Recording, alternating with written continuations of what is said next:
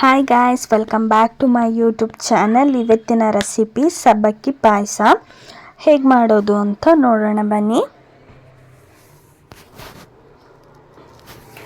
First ನಾನಿಲ್ಲಿ 1 ಕಪ್ಪು ಸಬ್ಬಕ್ಕಿ ತೊಗೊಂಡಿದ್ದೀನಿ.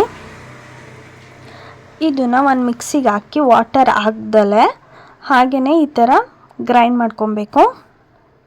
ನೆಕ್ಸ್ಟ್ ಒಂದು ಕಡಾಯಿಗೆ 2 ಟೇಬಲ್ ಸ್ಪೂನ್ ತುಪ್ಪ ಹಾಕ್ಕೊಂಡಿದ್ದೀನಿ. ತುಪ್ಪ ಹಾಕ್ಕೊಂಡಾದ್ಮೇಲೆ ಎಲ್ಲ ಡ್ರೈ ಫ್ರೂಟ್ಸ್ನ ಹಾಕಿ ಚೆನ್ನಾಗಿ ಫ್ರೈ ಮಾಡಿ ಎತ್ತಿಟ್ಕೊಬೇಕು.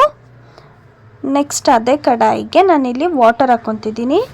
ಪಾಯಸ ಕನ್ಸಿಸ್ಟೆನ್ಸಿ ನೋಡಿಕೊಂಡು ವಾಟರ್ನ ಹಾಕ್ಕೊಳ್ಳಿ. ನೆಕ್ಸ್ಟ್ ಏಲಕ್ಕಿ ಹಾಕ್ತಿದ್ದೀನಿ. ಈಗ ನೀರು ಕುದಿಯುವಾಗ ಇದಕ್ಕೆ ಸಬ್ಬಕ್ಕಿನ ಹಾಕಿ ಚೆನ್ನಾಗಿ ಮಿಕ್ಸ್ ಮಾಡ್ಕೊಬೇಕು.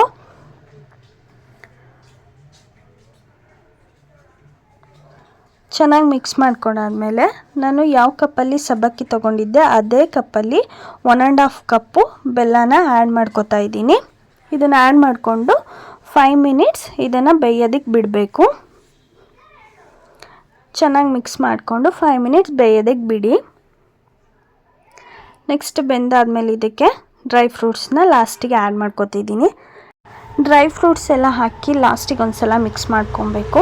ಈ ಕನ್ಸಿಸ್ಟೆನ್ಸಿ ಇದ್ದರೆ ಸಾಕು. ಇದು ಆಫ್ ಮಾಡಿದಾದ್ಮೇಲೆ ತಣ್ಣಗಾದರೆ ಗಟ್ಟಿಯಾಗುತ್ತೆ. ಸೊ ಇಷ್ಟಿದ್ರೆ ಸಾಕು. ಈ ವಿಡಿಯೋ ಇಷ್ಟ ಆಗಿದ್ದರೆ ಲೈಕ್, ಶೇರ್, ಕಮೆಂಟ್ ಮಾಡಿ. ನೆಕ್ಸ್ಟ್ ವಿಡಿಯೋದಲ್ಲಿ ಸಿಗ್ತೀನಿ. ಬಾಯ್.